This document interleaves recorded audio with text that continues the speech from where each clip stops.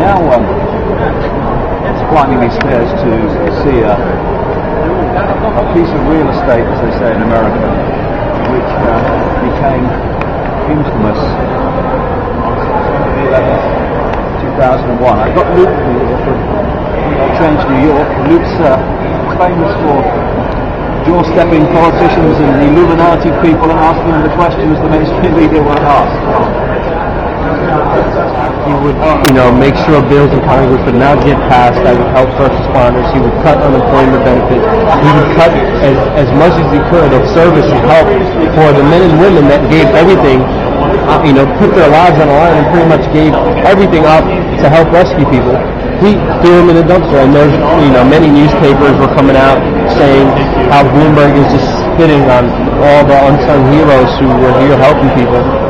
And ever since then, he's been a huge thorn in all the first responders. Right. I mean, what does that say? That's what I've been saying for years. These people have no empathy, no ability to empathize with the consequences of the lives, of the suffering, of the difficulties of others. They don't give a damn. They have no heart, and that's why they can do this and blame it on Arab terrorists who couldn't fly one-engine Cessnas and create all the consequences for firefighters and 3,000 families who suffered the death of loved ones, and it would not impact on them emotionally one jot. They're not like the rest of us. They're not like the massive humanity. They're not the same, and that's why they do what they do when we wouldn't even dream of it. Building 7, which miraculously fell like a controlled demolition when it had been hit by no plane. And Larry Silverstein, the guy called Frank Lowy, bought the lease to the World Trade Center just before 9/11, when it was a diabolical business deal on the face of it, because these were known as what, white elephants? Yeah, the big white elephants filled with asbestos. Yeah, they were full of asbestos, the Twin Towers, and you were saying that it was estimated it would cost more to remove the asbestos than actually to pull them down. And these businessmen, Lowy and Silverstein, were so bad businessmen, they actually bought the bloody lease and put massively more insurance on the buildings in case of terrorist attacks. And then there was a terrorist attack, and it all came down, and they got massive amounts of insurance on the building, and are now building this so-called Freedom Tower. Yeah, it makes sense, doesn't it? Yeah, very good business sense. And then Building 7, that's just the biggest thing that, you can look at it, it's right here. It's just as big as the other one. Not as wide though. Just imagine the 6 seconds. The Building 7 was about this side, down in 6 seconds. Down in 6 seconds. And of course, Silverstein talked about the fact that they pulled it. The authorities said, pull it. And of course, pull it is demolition parlance for a controlled demolition. But to put the charges into a controlled demolition, you have to spend days or weeks putting them in, don't you? So it all falls in on itself. But miraculously, they must have already been there. And we actually talked to Larry. You can see it on our YouTube channel. We talked to Larry Silverstein, like, what did you mean by pull it? And of course, he says firefighters. That's his retraction. Right. He says he talked to Fire Chief Nagro. But the thing is, Fire Chief Nagro said he never spoke to Larry Silverstein. And when we confronted Larry Silverstein with this information, he just didn't say a single word. You can see it on our YouTube channel. But we asked him, like, why did you say pull the building? It wasn't the firefighters. You lied. You said you talked to Fire Chief Nagro. You didn't talk to him. That's official. And now, what happened to Building 7? Like, why can't you answer the question? And he just literally, he wouldn't answer the question, and he just ran away. Because he couldn't answer the question without accepting that he's a bloody liar. Yeah, I even came to him, I was like, a lot of people have a lot of conspiracy theories. A lot of people say you did something wrong. Please try to clear the record. You could be a good guy, you could be a bad guy. Just be open with us and tell us what exactly you meant. And he just wouldn't say a single word. What he's done that television interview, he said pull it, and then realise he's made a massive error. Yeah. What's this guy walking up and down? So that's the new guy. The other guy behind him. That's kind of funny. He's coming around the back here, this cock. And it's like looking at us like, we're having a chat. It's a camera. You know, chill out. Yeah, that's actually a newer guy though. The other guy. The other guys know you. You're saying that you get on quite well with them now. Yeah, a lot of the guys are very very good, very respectful, very friendly. You know, there's one or two that always get mad, but it's been a huge difference when they pat you on the back and congratulate you and they thank you.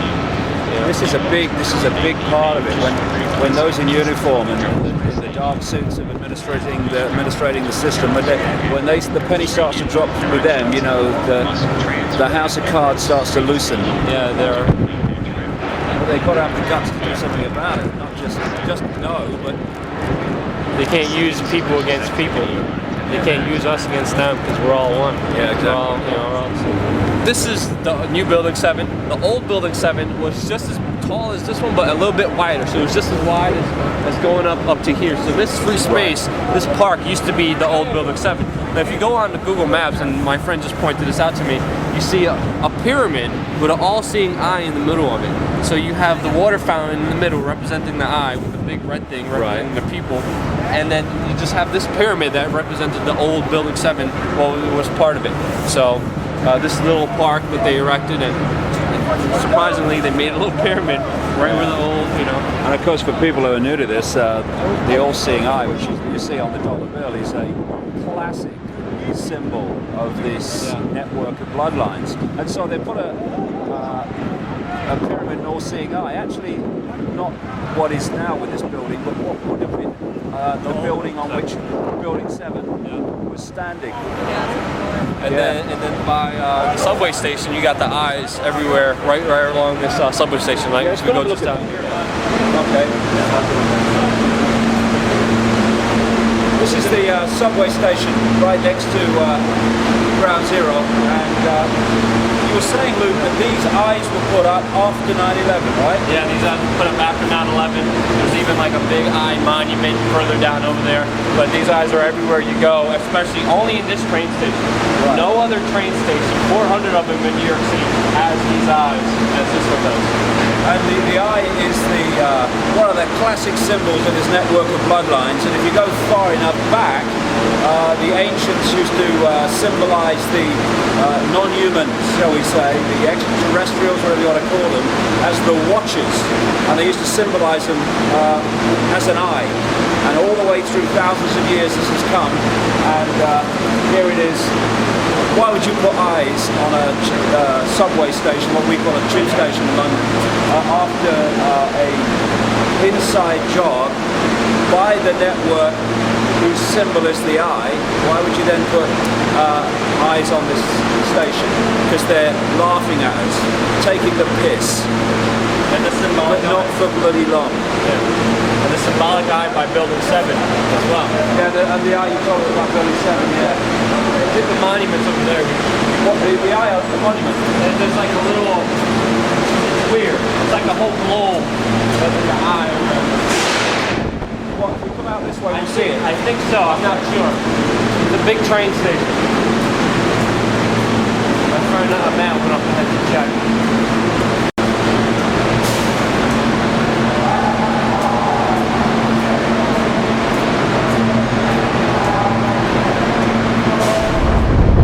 Queen Semiramis, Ishtar from Babylon, holding the flame of Nimrod, telling America that God is having liberty there. That's the symbol, or one of them, of the network interbreeding through thousands of years that dictate our lives.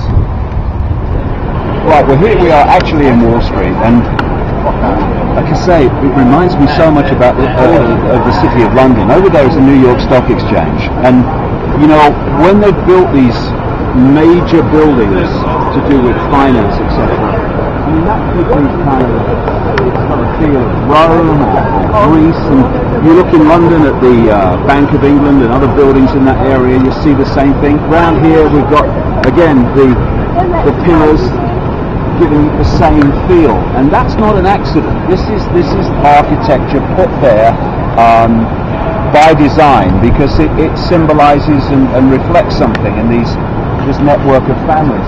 This is George Washington, the first president of the United States, and the first of many high Freemason presidents of the United States, doing a little Freemasonic hand deal there.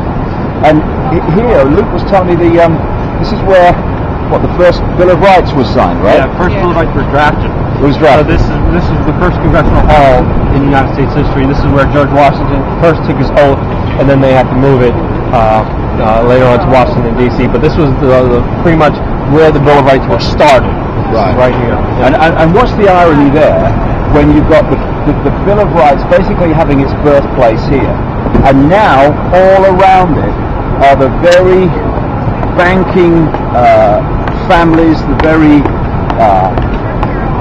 banking cartel that has systematically removed rights from the American people ever since, and they're very close to completing the job. And this is like the City of London. It's one of the epicenters from which global control comes out of, which of course is overwhelmingly based on the control of money, lending people money that doesn't exist and charging them interest on it.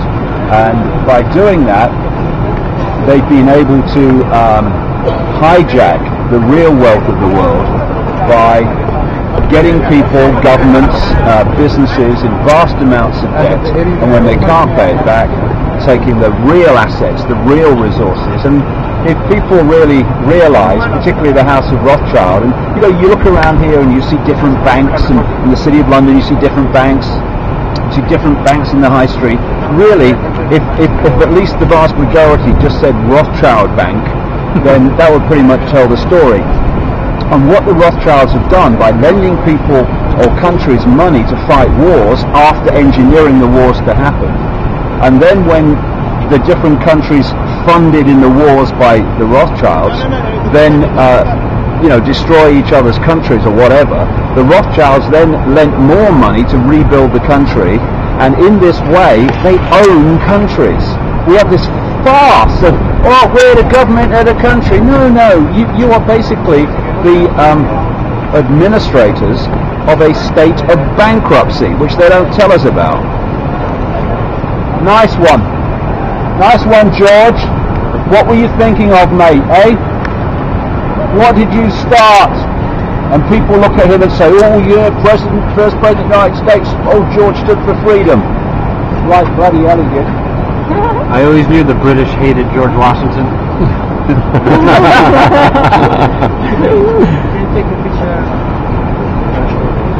You're going to be a real tourist. I've got to be a real tourist.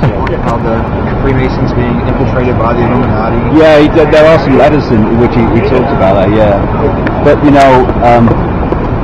the British were controlling that all those wars of the War of Independence, and the British lost on purpose, because when you look at the detail, because what they were doing was managing a process of replacing control you could see, control by the British Crown, which, in the end, people rebel against control they can see, touch and taste, and they replaced it with a control that Americans couldn't see. And of course, you don't rebel about not being free when you think you are. So it basically replaced a tangible control with a hidden control, and he was a conduit to start that process. Big controller now is the banks, and look, now the biggest buildings in the cities are overwhelmingly the banks. I walk around downtown Los Angeles, massive buildings, banks, and of course in Wall Street you expect to find it, but it's kind of dwarfing humanity, looking down on it. It's very, very symbolic.